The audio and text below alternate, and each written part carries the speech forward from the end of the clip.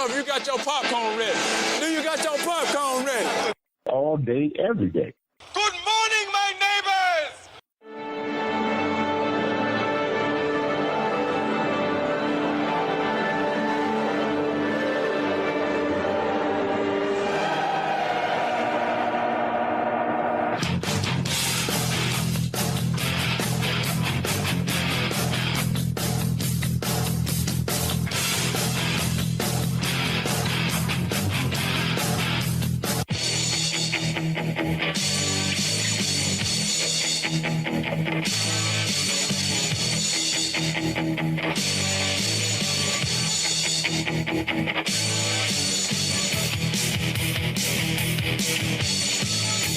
That's why these two guys here, these are the men I want as my friends. They're the new blood. All right, everyone, it's that time of the week. It's Thursday, so that means it's time for the Detroit Sports Podcast. Episode 53 is on the air. Doc and Jock are here, ready, sitting at the table, ready to give some great sports insight regarding a wide variety of topics today. We gotta definitely hit on the Tigers. Recent woes continue. They are struggling, coming home off of a horrific road trip, which Brad Ausmus called crappy, and now some of the Tigers are a little antsy in the media, being a little snarky with the media and their questions. Also, we're going to hit on the Lions. We got to watch preseason game 1. Doc and Jock definitely are going to give our impressions about game number 1. We're going to hit on fantasy football. It's that time of year. Everyone's conducting their fantasy drafts, and we're going to have 2 experts talking fantasy football on episode 53. Cousin Adam, what's going on, my friend? Not too much, brother. I can't wait to sit there and kick episode 53 off. I've got a little bit of story if you got some time here. I can tell you about what I did this weekend. I know I kind of sat there and previewed a little bit of it on Twitter the other night, but if you're interested, I'll tell you a little bit about it. For those of you who are new to the podcast, the Jock loves to have himself a few cocktails to kick back and relax after his long, stressful week. And what has happened this last week, the Jock definitely needed some cocktails. So please, enlighten us. What did you do this weekend? Who did you meet? Who did you get in touch with? What happened in the Detroit nightlife? Well, first off, let's start with, I am a man of the people. This has been said numerous times. Let's just reiterate, I am a man of the people. So while I was downtown this weekend in Greektown for the Lions game, I didn't actually attend the Lions game, but I went downtown for it. Actually, I had more than a few cocktails. Anyways, ended up going across the street to Red Smoke, the restaurant that's right across the street from Greektown Casino. If anybody's down there, stop in, say hi to Miss Jackie. She'll take care of you and serve you up real proper.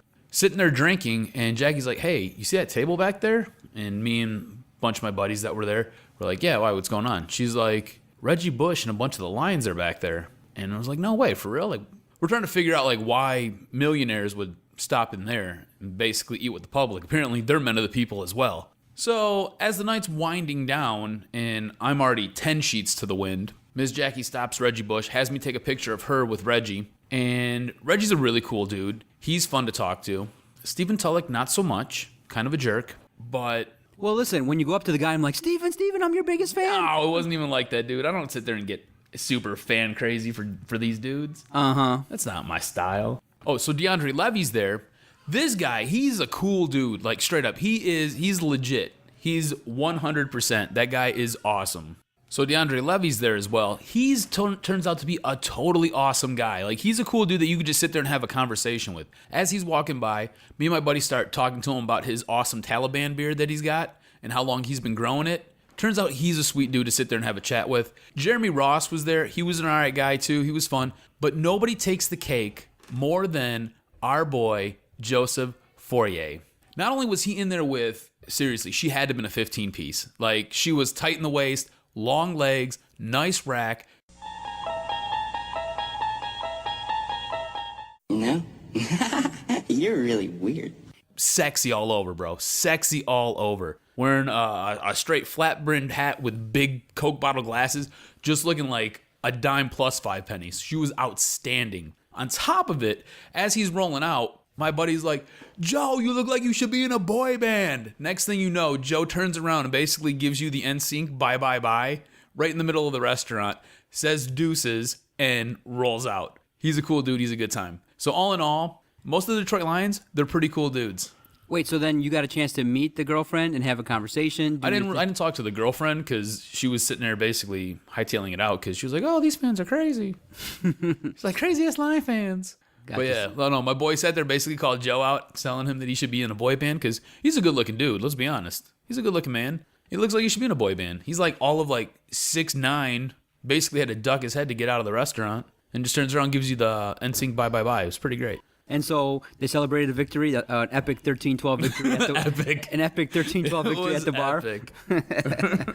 bar. Most of the Detroit players are pretty fair dudes. You know, sometimes you catch them at a wrong time, and they kind of can give you that attitude. But you know, sometimes they don't want to be bothered. And you know, if Stephen Tulloch might have been not in the mood to embrace the fans, I'm sorry you had to experience that. But all in all, good night, good times. He acted like he was having a bad day. So I mean, you did just win. And you guys didn't give up any touchdowns, so I mean, I guess that's a positive. Your defense did look porous, but what are you going to do? So how much of the preseason game 1 did you take in? Actually, I'm one of those losers. I recorded it and watched it at a later time, so I watched the entire thing. Okay, yeah, it was tough to watch. Now, because based on the coverage of ESPN, you would think that the Lions weren't even in the game. You aware that was the #1 most watched preseason game on the NFL Network? Well, yeah, it's because Johnny Football was playing. Why? Johnny Football. What did they think was going to happen? He was going to throw 6 touchdowns? That he was going to just crap the bed? Why were people so fascinated with a guy that's not even going to be the starter? You know he's going to be the backup. There's no way that he's going to beat out Brian Hoyer. It was embarrassing. Like, they didn't even mention the Lions in the coverage. It was just Johnny Football every single play. And all he did basically was read the defense and run. You know, he made short passes. He's been preordained to be the #1 stunner. Like, he's going to be that guy. Whether it happens week 1, week 5, week, 14, or it happens next season, he's set up to be that guy. There is so much being built up upon this guy and built up around him that at this point, he's almost set up to fail. Because he's going to go out there, if he has 1 or 2 stinkers of a game, they're going to be like, oh, he's a bust. He's a bust. I almost feel like this is now approaching kind of what Ryan Leaf went through in San Diego. Like, he basically has to succeed in Cleveland. And you've seen this a couple times with a couple different quarterbacks that Cleveland's drafted. Guys like Tim Couch, where they've come in and they've basically been awarded the gold star, and these guys fall flat on their face. Granted, I think you might throw a football better than Tim Couch. I might throw a football better than Tim Couch with my left arm that's been repaired. So, that being said, he's coming into a situation where I think it's lose-lose for him. Almost no matter how good he does, I don't think he's ever going to live up to this hype that is being built up around him. Well, the Lions defense did a decent job of containing him, and it was a field goal fest. It was really tough to watch. I tried to, watch the game to get some insight, but they took the offense. The Lions only had 1 offensive series with the starters. Stafford did his job, completed the passes, led them to a field goal drive. Basically vanilla offense, nothing too serious. So then Dan Orlovsky comes in. His performance was so bad that people are talking like, let's put Kellen Moore in. Kellen Moore only faced the 3rd-string defense, but he looked so decent and Orlovsky looked so putrid that people are talking like, let's just demote Orlovsky to the 3rd string. He was awful. He was like 12 of 23, 29 yards with a sack, and he was off target with his passes. I mean, even on some screen plays, he was not accurate with his passes. And so that left a lot to be desired with the fans and with myself. And everyone says it. If Matthew Stafford goes down, forget it. You're looking at no more wins after Stafford goes down, which is true of most teams. But with the Lions, the backup quarterback situation, definite weakness. There were some issues that I saw with drops early on with the game. Let's talk about your boy Eric Ebron. Stonehands number 2. He got targeted 4 times, caught 1 pass for 2 yards. You want to tell me about how he's the second coming of Christ as a tight end?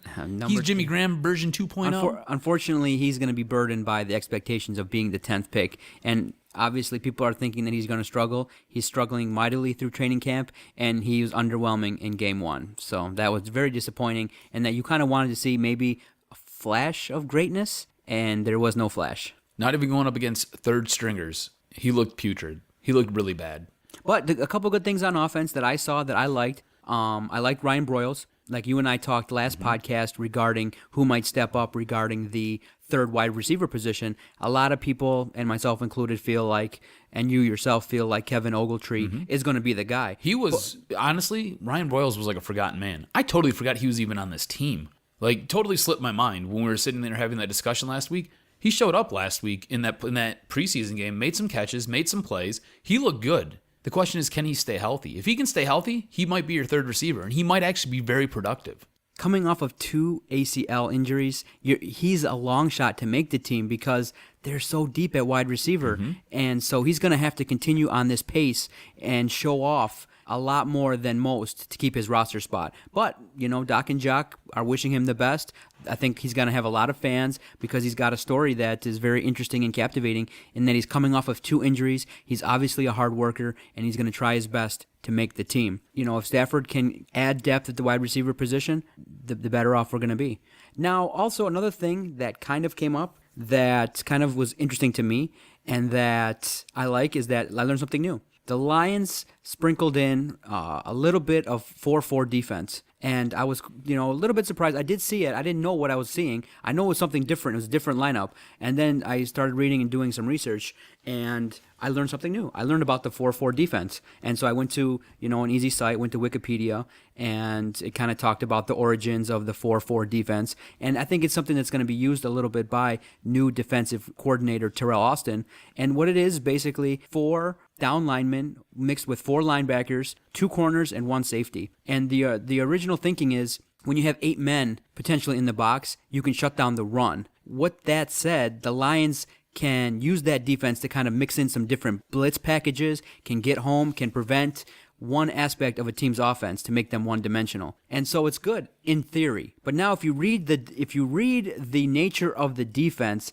it just kind of, for a pessimist like myself, makes me very worried because it's like this. It reads like this. The modern defense is based on speed, athleticism, and intelligence rather than size and strength. A top priority of a 4-4 defense is stopping the run by keeping 8 men close to the line of scrimmage, and it makes it difficult to identify when pressure's coming, but blitz packages, you have to get home. Otherwise, you're going to leave yourself exposed in the safety position, which is not an area of our strength. So you imagine now, you have 4 linebackers in the game. So anybody out there with a decent wide receiver core or a tight end core can exploit this if we're not getting home. And we talked about it in the last podcast.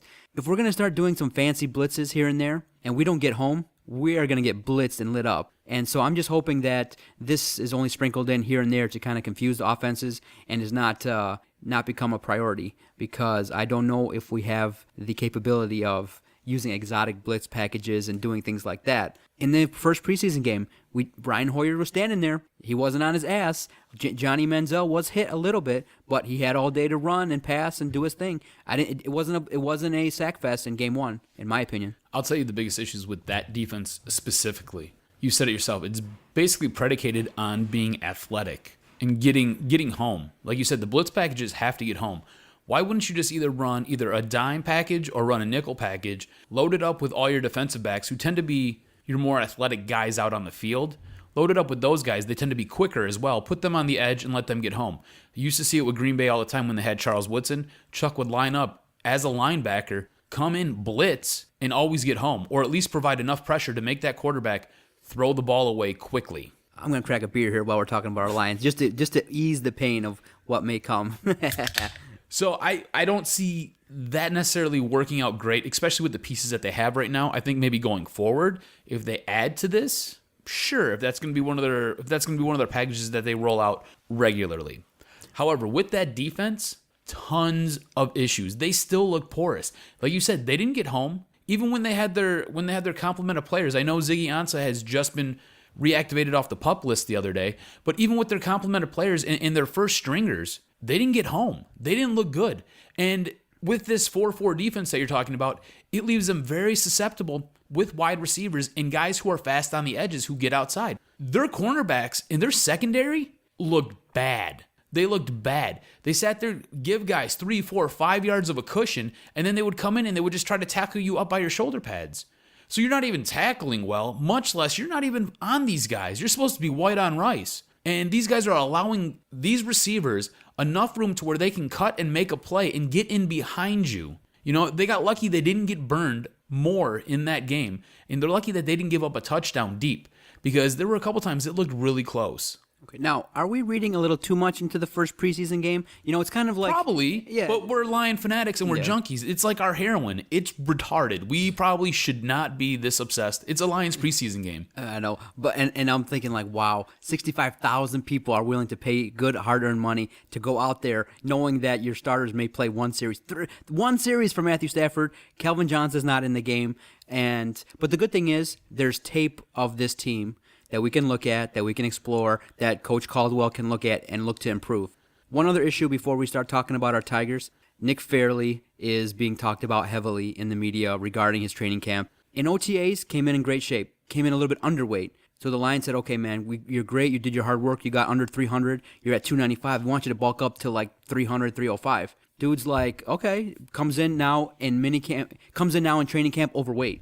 And people are talking like they're observing that he's working with the second team, that he's not really thrilled with what's going on right now. He's already in the situation where they've told him they're not going to sign him again next year. So the whole Nick Fairley saga is kind of concerning. In talking to people, a lot of people say, hey, a lot of guys work themselves into shape in training camp. Me personally, I don't like that philosophy, No. especially... You need to come into camp in shape. Especially when you have a new head coach. Yeah. Come to camp in shape. You need to Don't let this be compete an with issue. all these guys. Yeah. I agree with you 100%.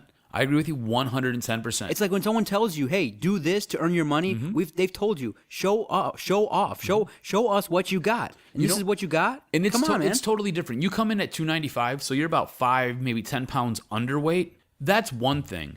I wouldn't mind you if you came in 5 pounds overweight, but that was muscle. It's different when you come in soft, when you come in slow, and you look 1 or 2 steps behind everybody else. And especially when you're supposed to be penciled in as a starting D lineman, that's not good. That's bad. For whatever reason, this kid, it just doesn't get through to him. He doesn't get it. I was very pleased and very happy that he came in at the weight that he came in at, because there was glowing reviews about it. He looks good. He looks great. And then a few weeks later, now he's soft. He's sloppy. He's, like you said, playing with the 2s. He should be up there with the 1s. So he's now not getting those reps, because if you don't realize it or not, the 1s are the ones who get the dominant amount of reps. I mean, it's not necessarily how it works with the QBs, where the QBs basically get 75, the second stringer gets 20%, and then the third stringer gets 5%. It's not necessarily like that, but the majority of the snaps are going to those first-line guys, those number 1s. The number 2s, they sit there and they get less reps, and he needs all the reps he can get. Especially this season, he should want it more. It's a make-or-break season. You're fighting for a contract. And so this You speaks should want that This money. speaks of modern athlete to me. I mean, a guy that's just unwilling to be cooperative is just kind of testing the patience of the team, and then it brings up an issue. He's so gifted, too. Gifted and so talented if he really tried. If Fairley's going to act this way and he's going to be gone, and then Sue leaves, and you drafted a tight end with your 10th pick, you didn't do anything to help that defense. You didn't do anything to help the defensive line for the future with the 10th pick. So that's just an issue that may come to light in the future, and it's something to keep an eye on, the whole Nick Fairley situation. And Ebron, please step up, and please learn the blocking schemes, and please, let's just have some glimmer of hope in Oakland that maybe you are the guy that was meant to be drafted number 10. So, switching gears to the Tigers, Wednesday night marks the return of the Tigers to Comerica Park after a horrific 2-7 road trip. Because right now, they're mired in an offensive slump. 3 key pitchers are injured. The play on the field is rather kind of boring. They're not getting consistent runs. And since the All-Star break, the play on the diamond has just been porous. It just hasn't been that good. In the last week, Kansas City was on fire. Now, luckily, they're playing Oakland, which has the potential now to cool the Royals off. They were on an 8-game winning streak before Oakland cooled them down.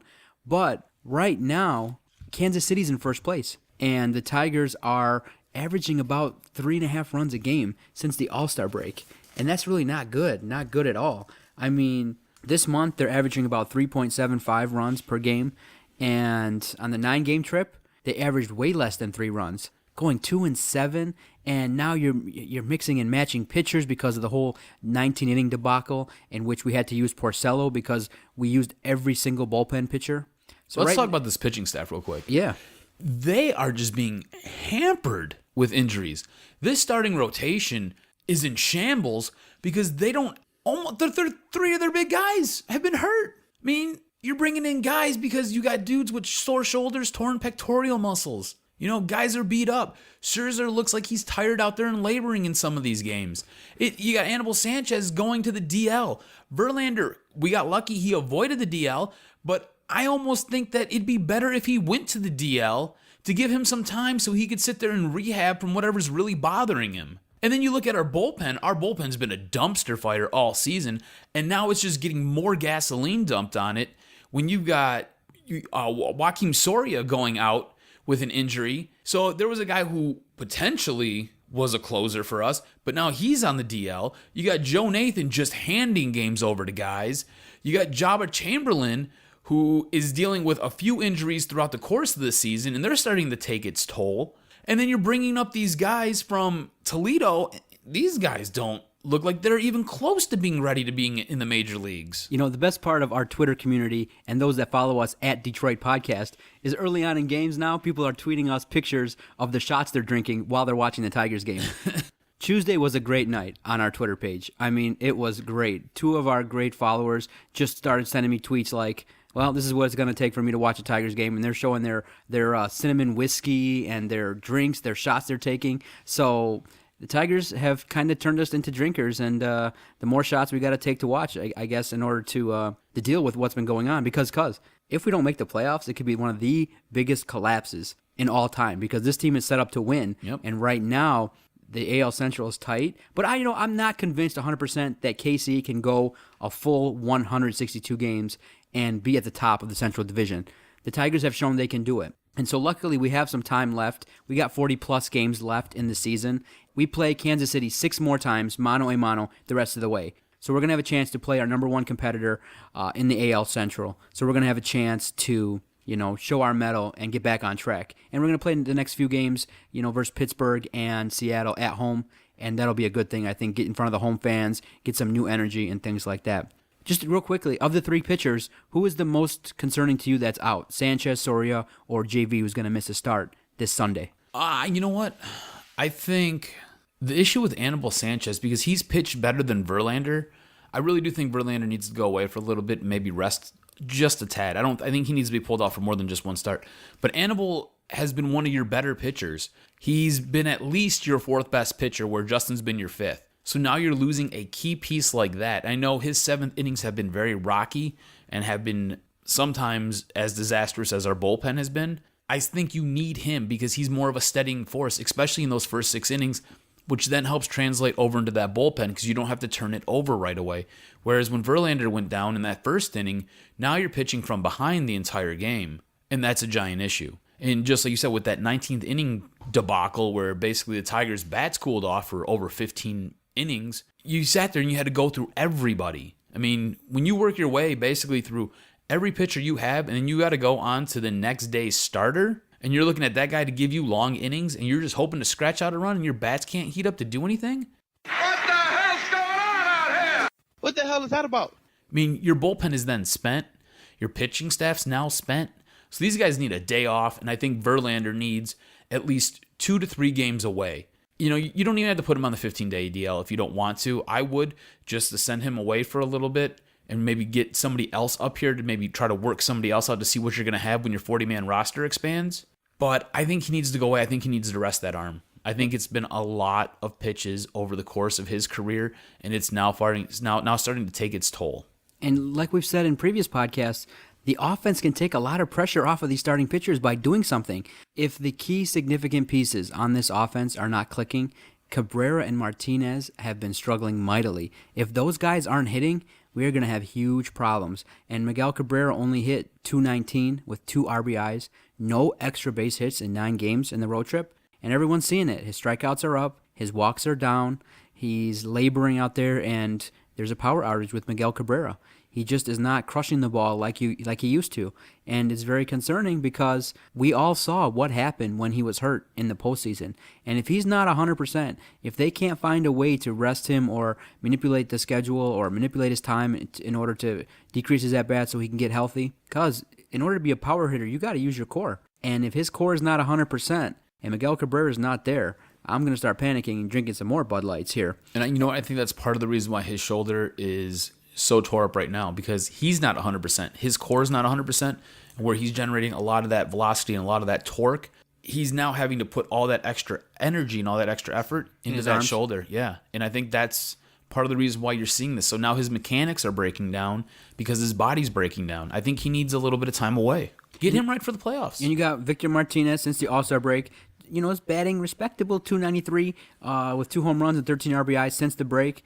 But his numbers were excellent prior to the All-Star break. And, he's a guy that we count on for key hits, and he's a switch hitter, and he's a leader on this team. And when he goes down, he's slumping. He was above a 300 hitter prior to the All-Star break, and now he's only batted 293 since the All-Star break, since the 26 games. And the Tigers, like I said, since the All-Star break, 10-16. And the games are just stressful and tough to watch because we're not getting out to early leads. Teams are crushing our pitchers, and then we get a game where we're up 5-0 and you don't win that. You don't lock that down. I mean, you can't even take a break from the game and come back and say, okay, the game's over. No. 5-0 lead versus Toronto, and you blow that game. 19 innings. You go because basically from the 5th inning on in that game versus Toronto, they didn't score a run. From the 5th inning through the 19th. Good Lord, man, that is awful. That is awful in terms of offensive play. And really, right now, if we don't turn things around, you could find yourself 5-6 games out in early September. You know what I feel like? I feel like this season has 2008 written all over it. Where there's so much was expected of that team, and they basically just bombed. I don't know if it was the pressure and they crumbled underneath the pressure from the season, but they failed. And I feel like this season is kind of building its way towards that. And every game that they lose, and every game that they're kind of in this little slump, in this little skid, that pressure starts to mount more. And you've seen it when they basically took that month off and they lost 20 or 21 games out of, I think, 28 games that they played. That pressure just starts to build and starts to mount, and then it becomes a struggle. Yes, they're talented, and yes, they have the ability to sit there and then after losing, basically taking an entire month off, come back and regain first place. But this late in the season, you can't keep playing that. It's like playing Russian roulette. At some point, that bullet's going to roll over in the chamber and it's going to hit you in the head, and then your brains are all over the wall. And you don't want that. There's not many games where you could say, wow, I'm excited to see it, but this Saturday's game, must see versus Seattle. It's David Price, mano a mano versus King Felix Hernandez at Comerica Park. You can get tickets at our website, DetroitSportsPodcast.com, and you can get all sports gear, among other things. You can get David Price jerseys. You can get sports gear from our website. So check it out, DetroitSportsPodcast.com. If you want to see that game on Saturday, definitely check out our website and get the tickets at great prices. But great games don't come along like that, where two marquee pitchers are going to go at each other. And that series marks the return of Austin Jackson, who, maybe looking back at it, we were just kind of all quick to brush him aside. But he was our hottest hitter. And right now he's doing a little bit of damage out there in Seattle. It'll be interesting to see if he comes back to Comerica and does some damage versus the Tigers upon his return. The good thing is it's a long season, 162 games. We still have a chance with this starting pitcher, even with Price, Scherzer, Porcello. You got a chance to win some games, and you just got to put a complete game together. Pitching, hitting, and defense. It's not that difficult to put it together, and hopefully now, with the Tigers here at Comerica Park versus Pittsburgh and Seattle, we put some games together and our guys can get hitting. I just think one good game can spark our offense again, and then we can get back on track. We can get back in first place and hold our lead. All right, cuz. After the break, we are going to play a round of The Doctor is in Session. The Jock has 3 great questions lined up for the Doc, and I'm ready to knock them down. Stay tuned. I'm Megan McCormick out here in Fox Sports LA, and when I'm not sitting out in the sun, I'm listening to the Detroit Sports Podcast. You got to check out their stuff. I mean, I'm really impressed by it. You guys have probably one of the better ones I've seen in the country. Wow. In a short period of time, you've done good work. Look at me kissing your hand. I know.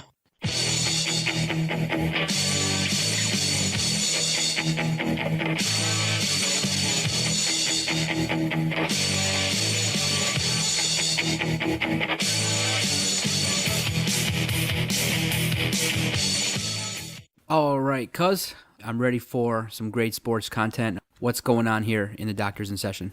All right, buddy. Let's start at the top. How much of the Tony Stewart, Kevin Ward Jr. incident is Stewart's fault and Ward Jr.'s fault?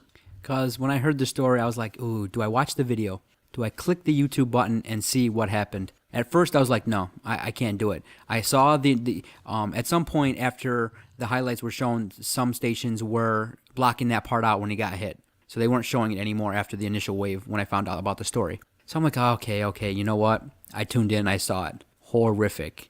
I was like, wow. It was happening so fast, too. Right now, from where I stand, it doesn't look like there's going to be any criminal charges pressed against Tony Stewart. But the father of Kevin Ward came out on Wednesday and said, listen, all the other racers avoided him. And Tony Stewart is one of the best racers in the world. How did he miss him? You hate to say that, you hate to blame people that, have passed away. But all this is avoided if he doesn't get out of the car. Sits in his car, deals with the accident, let the staff come to get him out, and he's fine. Now, okay, a lot of drivers' initial reaction is when they panic is to get out of the car.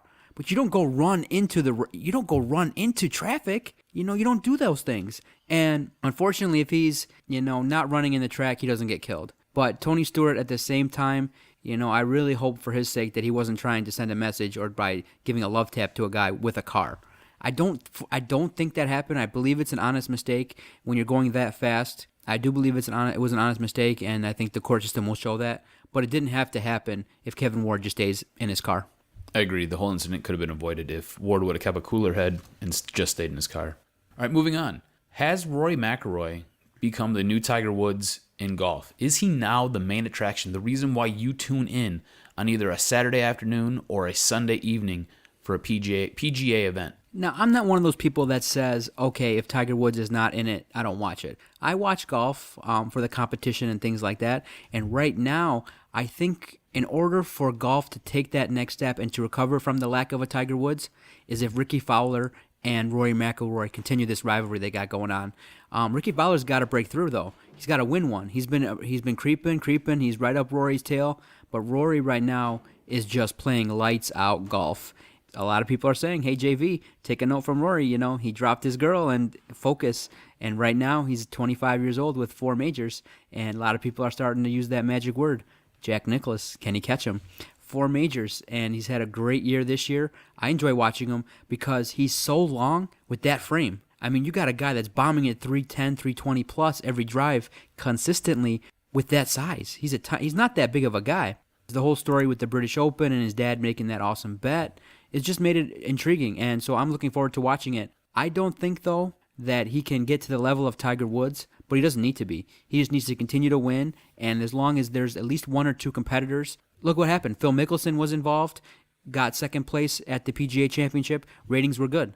They're not going to be at the level of a Tiger Woods because Tiger Woods was unique in that he destroyed people, and that what he did was when he got to the golf course, players were scared of him. Nobody's scared of Rory McIlroy right now, but his game is speaking for itself. And I think the best thing that happened to him was when he choked away the Masters. I think that was one of the best things that ever happened to him, is having a lead late in a major and blowing it. It got him to refocus, reset, and now, after ending the relationship, lights out. And I look forward to seeing his next 2015 season, and he's going to do nothing but great things for golf. On Wednesday, Bleacher Report put out a great piece on all the NFL teams and what their biggest offseason mistake and blunder was. For the Lions, It had them bypassing defense for a pass catcher, your boy Eric Ebron. Do you buy that is their biggest blunder thus far this season? Oh, man, we got to hit the Lions again. I thought we got away from that. All right, let me drink some more of this Bud Light before I get it. All right, was it the biggest blunder that the Lions made? I think it ranks up there pretty high. If the Lions were really thinking long-term, and if they continued to think that maybe Sue or Farrell potentially might not be here, then they should have drafted Donald. Okay, you draft Ebron. He's the highest guy on your board. Okay, fine. Second round, you don't take the safety. You take a linebacker. Fine. The biggest blunder they made was not getting a front line starter cornerback. And then right away, you got talk of Darqueze Dennard out of Cincinnati being like the greatest first-round corner ever. And I'm like, now that may be hyperbole. They may just be hyping him up. But I don't want to hear that kind of stuff, especially when we passed on several of them. I don't want to hear that. And the guy we got looked underwhelming in the first preseason game. Can't even catch a football. Yeah. So it's disappointing when the Tigers don't address the need at bullpen still after all this time. And it's very concerning that the obvious need for the Lions is safety, and we haven't shored that up yet. Can the guys they have right now do the job? We got to take a wait-and-see approach. But sitting here before the season, I don't think there's not one quarterback that isn't licking their lips ready to try out the Lions cornerback situation. They're ready to come here and see what happens because there's a good chance you're not going to be blitzed all that much, and there's a good chance that you can throw a lot of yards on this defense. And that just sucks right now, especially when you have the 10th pick and there were cornerbacks available. Great job, Lions. I agree with you 110%. Should have took a defensive player. Instead, they took a pass catcher. Thus, this is where we're at, and that ends the Doctors in Session. All right, cuz. Coming up next, we are going to start talking about fantasy football. We're going to have Dennis Farrell on and from the F Word Fantasy Podcast. And stay tuned. We're going to have a great chat regarding fantasy football.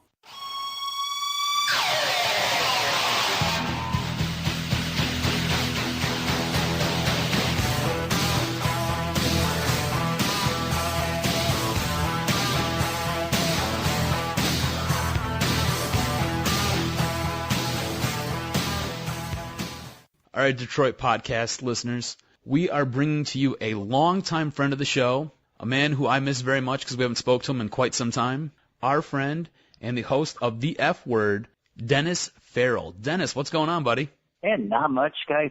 Thank you so much for having me on. Big fan. I loved you guys so much. When you guys went over to Detroit Sports Nation, they turned to me and said, what do you think about these guys? And I said, I love them. Bam, bitches. Awesome. So happy we got your thumbs up. That makes us happy. There you go. Guys over there, Jeff, and, they do a great job. I enjoy doing stuff with them. It's fun. All right, well, let's cut to the meat and potatoes of why we have you on the show. I know you're busy, so let's just get right into it. You are a fantasy guru. You are a god amongst men. You are the man-child that goes around and pushes the other little kids down in the sandbox and say, hey, that's my fantasy crown. So we're bringing you on because we want all your fantasy knowledge and all your insight. You're about right. I'm the guy your favorite fantasy football experts turned to for help. All right, well, I'm glad that you recognize your abilities. Let's start off with, how did you finish last year? I know you play multiple leagues, so how did you finish? The majority of them, I finished in the top three. There were a few leagues that I was not quite so lucky. Injuries, bad picks. I'll blame it on everybody but myself. But for the most part, I did pretty good. My longtime favorite league with all my buddies growing up, I finished first in that. And to me, that's the only league that matters. It's only like a $20 buy-in, but it's not about the money. It's about the rep you get, the ability to S-talk. It is, it's all that. Being able to look your friends in the eye and say, I beat you is better than any money league I could ever win. I totally respect you. Sitting across from John right now, we have a league like that where it's not about the money. I just want to say that I beat you, and I just want to rub his face in it every time we play. But moving on, who is your top QB this year? That's an interesting question because I go back and forth. Let's be honest. It's Peyton Manning, hands down. He's not going to break the records, but he's going to have an amazing year yet again. Number 2 would be Drew Brees.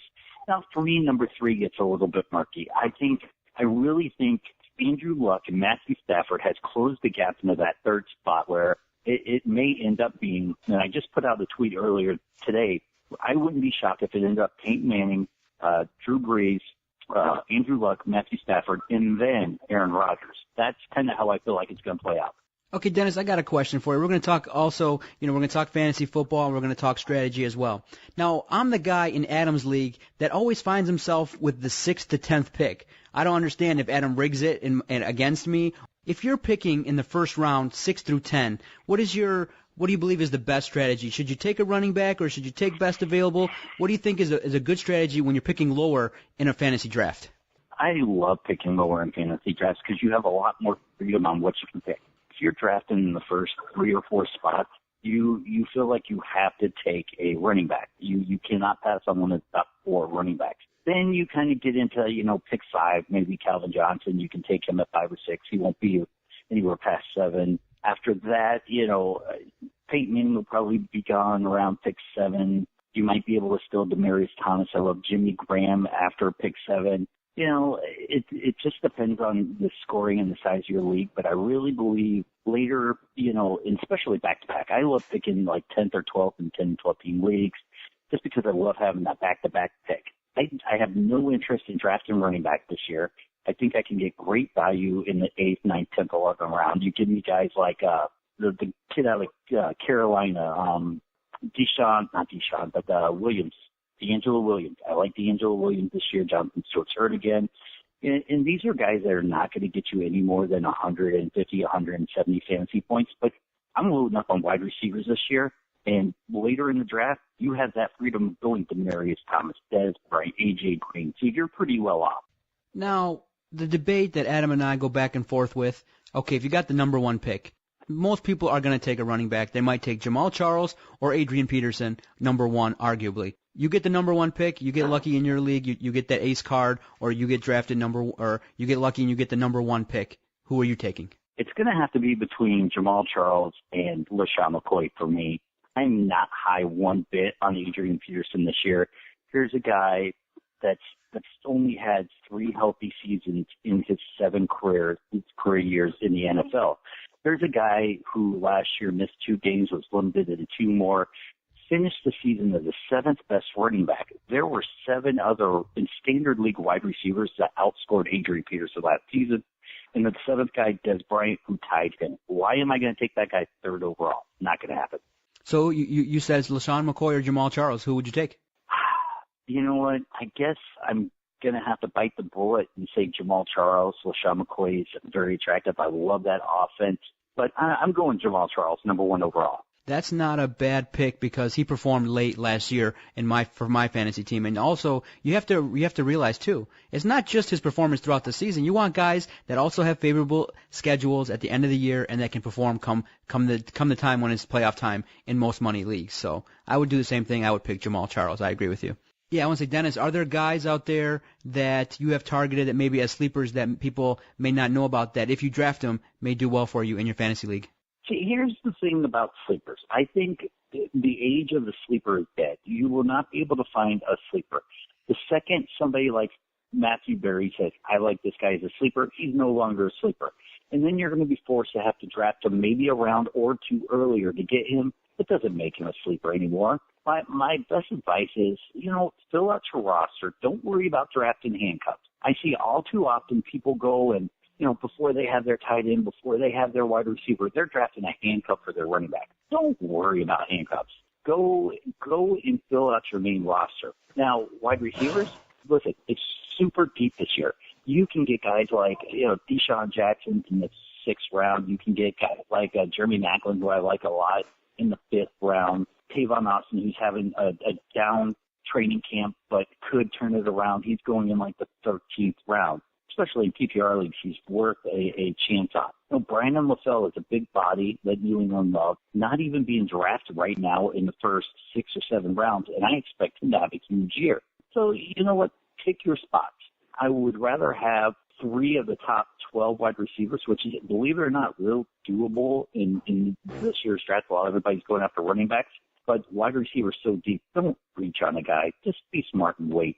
All right, Dennis, do you have any do's and don'ts strategy-wise when you're going ahead and you're drafting and you're trying to build your championship team? Do not hold tight to a strategy. Do not sit there and say, no matter what, I'm drafting 2 running backs right away. Because you're going to be forced to draft, your second running back who you don't even really want, but you're held tight to this, I've got to have 2 running backs. Go in with a loose plan. Take all the information you can find. Take, like an ESPN projections. You can go and type in ADP, average draft position 2014. Some great sites will pop up and they calculate all the websites you are doing mock drafts and give you an idea of where these guys are going. Use that as a guide.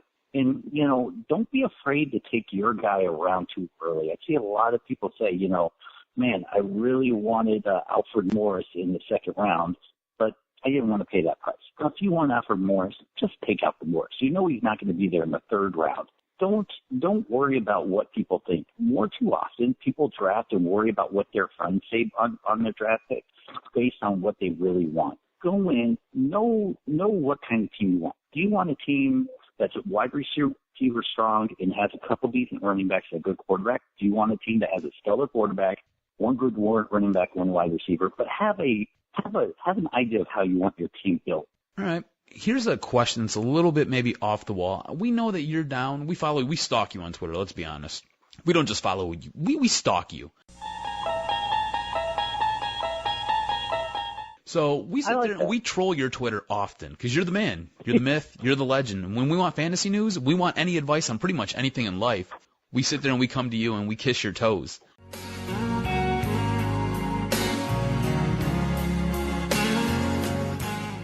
So we see you at Tiger Stadium all the time. Are you doing Max Scherzer's Fantasy Football League? You know what? I'm not, but depending on when this airs, I am having a sit-down interview with Max Scherzer tomorrow where we are going to sit and talk fantasy football. I'm really excited. I just found out I was actually in a couple fantasy leagues in the past with him and didn't even know it. Oh, come on, Dennis. It's only $3,000. I mean, it's only and it's for charity too, so it's for a good cause. I mean, you are, kind of heavily promoting yourself as the champ with all the wrestling belts at all the events you're attending. Come on, man, drop the $3,000. I tell you what, if you can tell my wife I'm giving up that kind of money for me to play fantasy football. Oh, Dennis, that's a violation. You ask your wife's permission for a fantasy league? Oh, hey. Happy wife, happy life, guys. You all know that. If your wife will let you spend $3,000 on fantasy football, I want to be married to her. Well, no, you got to tell her, listen, when I win, I'll get you one of those nice purses, and then you get a fake. Yeah, I think my wife's a little smarter than that, and that's good. I'll be honest. I would worry about spending that kind of money on a fantasy football league. Like that would be high pressure. Like I would start second guessing myself. I would worry myself sick. So the money might make you adjust your decision making and things like that. No, I can agree with you. It's a tough thing. But when I came on, because he's putting it out there like in all the commercials, like, hey, all you fantasy guys, if you want to put your money where your mouth is, come buy in. And I'm like, $3,000? My God, who's gonna buy into that? But it's an interesting opportunity with the pitcher with the Tigers, and it's for charity, so the big wigs can do it, and we can all sit back and enjoy. Yeah, more power to the guys who have that kind of money to spend. I would probably come off with some sort of crazy egotistical. Truth is, if I had $3,000, I would do it, but I don't. So I'm going to wait for when you guys do it. This is about that paper. It's all about the Benjamins. Okay, you'll be waiting a little bit longer.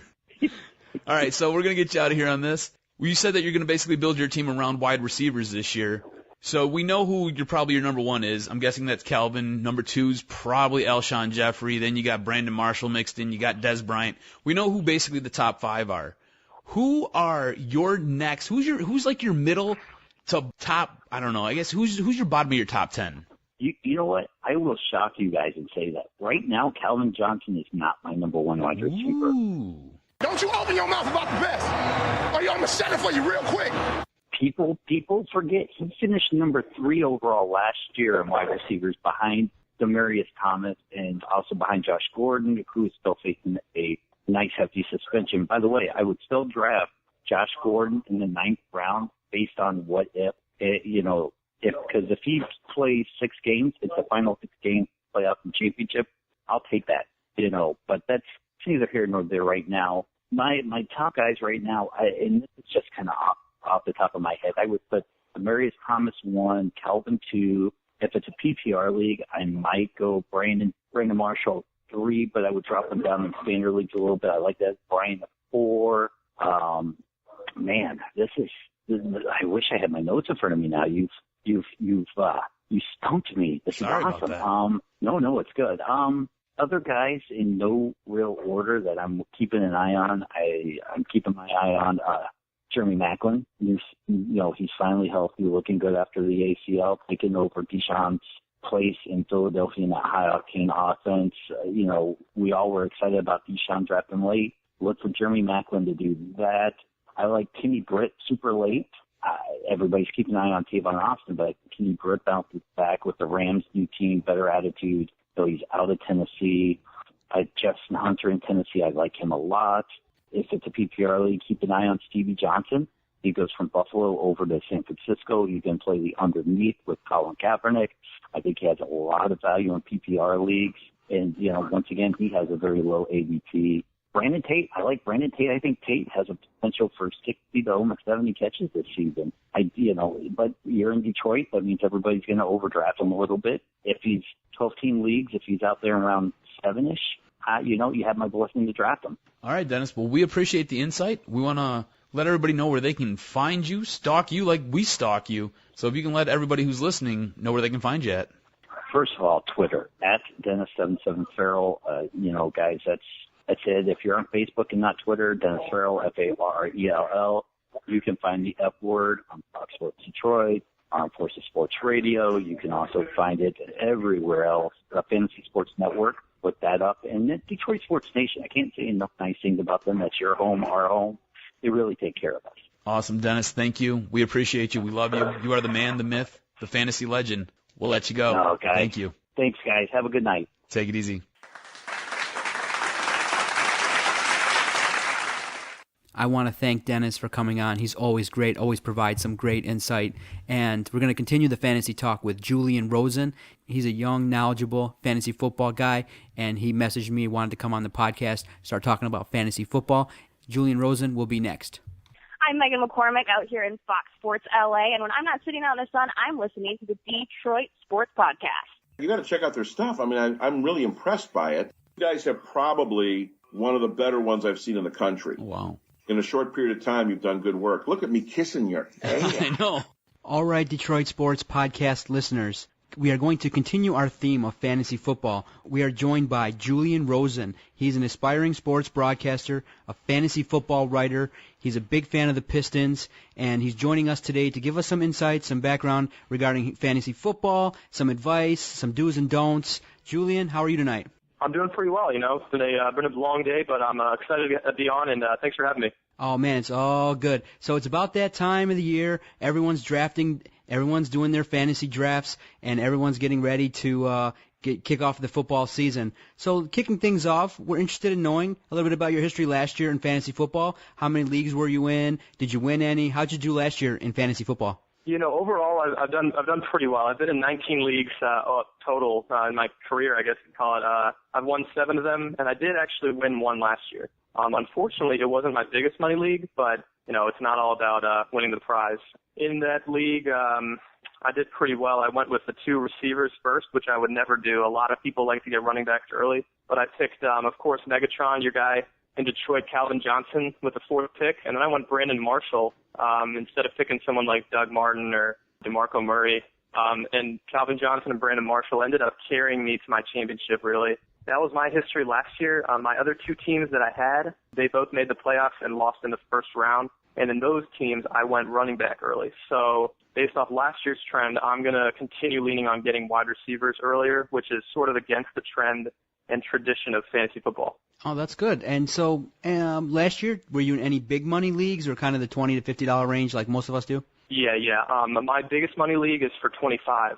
In that one, I got ousted in the first round. My smallest one is the one I won. That's for $15. I won that one.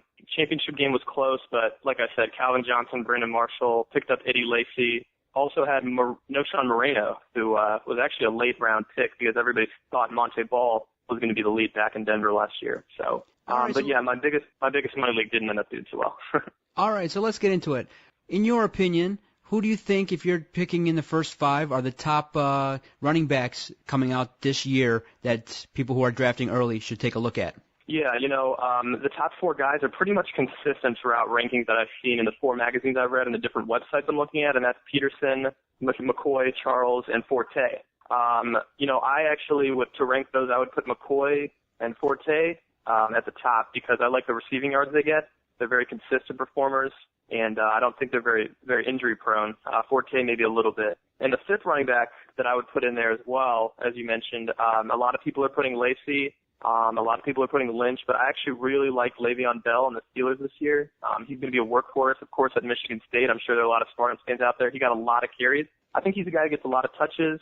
He's a good touchdown, threat in the red zone. And I like Le'Veon Bell as the 5th running back this year. Okay, I just want to disagree a little bit. I think if I had the number 1 pick, I would take Jamal Charles because, Alex Smith is a guy that is kind of conservative, he's been trying to fight the quote-unquote game manager kind of title, and he goes a lot to Jamal Charles in terms of the check down. He is a significant piece of that offense. And so if it was me personally, I would go Jamal Charles. Yeah, I love Charles. I mean, what an incredibly talented player. I would say ability-wise, he is the best. But, My fear is that last year, I guess Andy Reid and the Chiefs sort of took people by surprise. So I'd be worried on teams maybe swarming him, which can be a little bit of an issue, maybe lowering his efficiency. But, I mean, you're absolutely right. You really can't go wrong with any of those four guys, and Charles is definitely a threat on that team. All right, let's take a look at the quarterback position. Obviously, last year, Peyton Manning wowed everybody in terms of his comeback. A lot of questions regarding how he would respond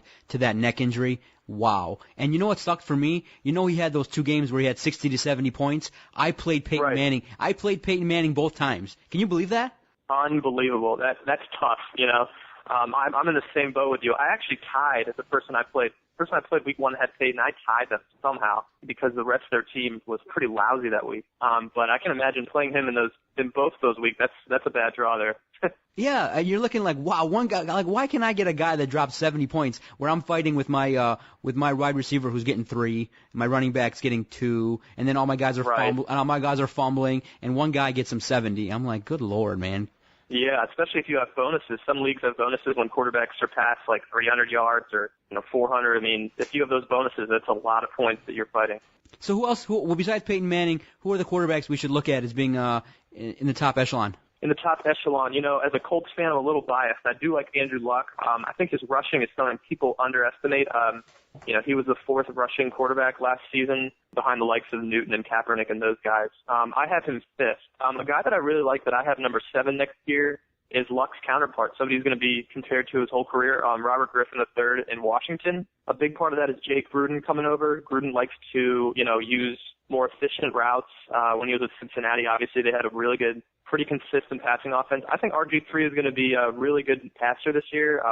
He definitely has a good arm, and when he's passing that much, that makes his run ability easier because their defenses are on their heels, and that may give him a little more space to run around. So I like RG3. I also like Matt Ryan to have a nice bounce-back year with a healthy Julio Jones. I like the RG3 pick. That's a keeper in one of my other leagues. Moving on, you said you went 2 wide receivers. You doubled up on wide receivers in your first 2 rounds in the league that you ended up winning. So who do you see as your top wide receivers going forward this upcoming season? Yeah, in this season, I have the number 5 pick in the same league that I'm defending my title now in. I had the 4th pick last year where I picked Calvin.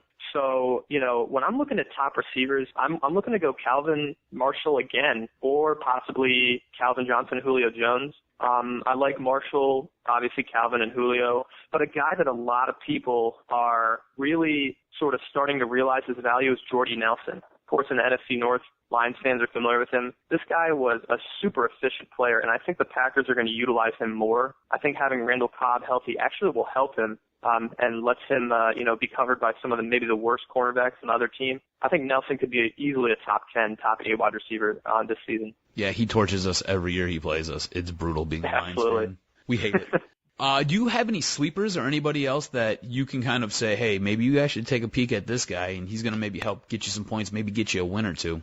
Yeah, definitely. I have some what I like to call semi-sleepers. I post on my website about these guys. They're not like people that are completely under the radar, but they're guys that aren't getting talked about a lot. My first guy is Michael Floyd in Arizona. He, I believe, is going to surpass Larry Fitzgerald and become the number 1 target down the road. Cardinals love him. They're going to have a pretty balanced attack with Arians under the helm. Ellington is going to be getting a good amount of carries, but Floyd last year quietly got 55 catches and over 1,000 yards.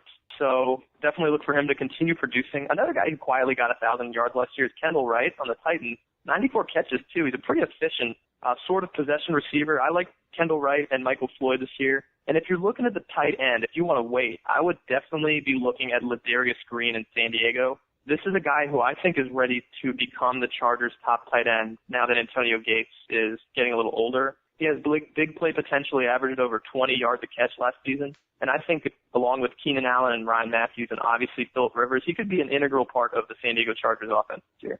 Ooh, I like that. That's a different take because everybody always says Antonio Gates is kind of the man out there in San Diego. So that's a nice little pick. I like that. I was just going to say, Gates he had lower production last year, which I don't know if a lot of people are realizing, but yeah, I had him in one league and ended up deferring to Greg Olsen, who I picked up in a trade. So I definitely like Green this year. He's a really good athlete and really good player. Awesome. Do you have any do's and don'ts strategy-wise when you're sitting there preparing for a draft or going into a draft? Yeah, I have a few tips that I really always throw around, kind of my every year, universal strategies. One is to prepare to get a flex pool rather than a flex player. My logic behind that is a lot of guys I see draft, they come out with average to mediocre teams because, they wait on quarterback and tight end, which I think is good, but they pick a guy fifth. After they have already 2 running backs, 2 receivers, and they want to lean on this guy at their flex spot. But a lot of the guys you pick in the 5th through 7th rounds, a few of them will be studs, like I think Floyd could be, but a lot of them are going to be up and down players. I think you need to prepare to have a rotation at your flex spot if you're in a standard 2 running back, 2 receiver, 1 flex league. Last year in that league that I won, my rotation of flex players, I had Marvin Jones. I actually played him on his 4-touchdown game, luckily. Reuben Randall, I had Danny Woodhead, had Golden Tate, just guys that you need to rotate when they play bad defenses. Defenses like the Bears in your guys' division, the Cowboys, the Titans that let up a lot of points to running backs and receivers. You want to rotate flex guys based off their defensive matchups. So I would say get a good pool of flex players that you can rotate. Don't plan on just having one guy. And also, I would say, trending off what I said earlier, the reason I say receivers early is because I think that the wide receivers this year, the ones at the top are really dominant. And don't get me wrong, the top 4 running backs are as well, but there's about 7 or 8 receivers that if I could get 2 of them, I could really do well in my league, just like Calvin Johnson and Brandon Marshall last year. So I would definitely shy away from this craze and this tradition to get running backs early because you have to remember it is a pass-happy league now. All right, Julian, we're going to let you go on this one. If you are hosting or you're the commissioner of a league, what are some do's, maybe some don'ts that you should do to make your league, more fun, maybe a little bit better? What would you advise for some first-time commissioners or people hosting? Yeah, definitely. This is a great question because I'm reading Matthew Berry's book, A Fantasy Life. For those who don't know, he's the senior fantasy analyst at ESPN. He's the fantasy guru, talented Mr. Roto. And his book has given me some insight on how to enjoy fantasy football more. I would say first have an offline draft. The league is more competitive and people are usually more engaged when they meet face to face and trash talk in person at the draft with the people that are in the league. So I'd say if you can organize it, maybe people live apart and you have to have a few guys call in or Skype in, but having an offline draft in person really can improve things. And, also I would say having a Facebook group or some sort of place where you can post every week. For those of you who watch the league, it's a show about fantasy football. Just have a weekly post where you recap, maybe talk a little trash, get people excited and about the upcoming week and recap the previous one. Just things that you can do to get your league engaged. Because the worst thing, as I'm sure, is a league where you have a few guys that don't check their teams or, a few guys that just aren't interested. So those are ways that you can keep people interested in fantasy. Awesome, Julian. We really appreciate it. Tell our listeners where they can find you to get some more great advice. I know you said you had a website, so tell us where we can find you at and get some more of your great fantasy knowledge. Yeah, no, I appreciate it. Thank you for having me on the show. I have a website. You can just type in Fantasy Football Catalyst into Google, the website. It's a blog on Weebly, Weebly. But the easiest way, the fantasy website is posted on my Twitter. My Twitter handle is F_Rosen, ROSEN, in time. A little pun I made, F Frozen in time, with my last name. So Twitter is definitely the best way to connect. I welcome any questions, and I always am happy to give advice and help people out so they can do a little bit better in their fantasy league and hopefully win some money, or at least bragging rights. Awesome, Julian. We appreciate it, and you can expect me to sit there and blow you up this fantasy year. I'll be sending you all kinds of Twitter messages. Yeah, please. Yeah, any questions you have, anyone is welcome to send them to me. Thanks for having me on the show, and you guys have a good night. Man, Julian brought it. That was really good. I look forward to talking with him in the future about Pistons basketball. He's a knowledgeable guy, and like he said earlier, he's going to be an intern for the Tigers in 2015, so that's really cool. This podcast, cuz, great job. Oh, man, these podcasts just come and go so fast. Time's up. What are you going to do? So, I look forward to watching the Tigers and Lions and other things in Detroit sports. I just can't wait to do this podcast again, cuz. For my cousin, Adam Strozinski, the Jock, I am the Doc, John Macaroon. Follow us on Twitter at Detroit Podcast. Follow our friends at the Detroit Sports Nation. Check out our website, DetroitSportsPodcast.com. Thank you for your support. Thanks for all the donations and clicking through the Amazon banner at our website. Thank you very much. Go Lions and my fantasy football teams. You can call me Freddie Tugboat. Freddie Tugboat. We stalk you on Twitter, let's be honest. We don't just follow you. We stalk you. We sit there and we come to you and we kiss your toes. Man, I wanted to thank you for the dick pic earlier today. I think it was a monster hog, too. Then you know what? You're a shit teammate. I'm going to call it what it is. You're a really bad teammate. We're such degenerates. Will you do it in the ass? No! I have an issue with my penis. My penis. It's not that hard. My penis. It's not that hard. No! Stephen Tulloch, sexy all over. Reggie Bush, sexy all over. But nobody takes the cake more than Joseph Fourier. Sexy all over. They're pretty cool dudes.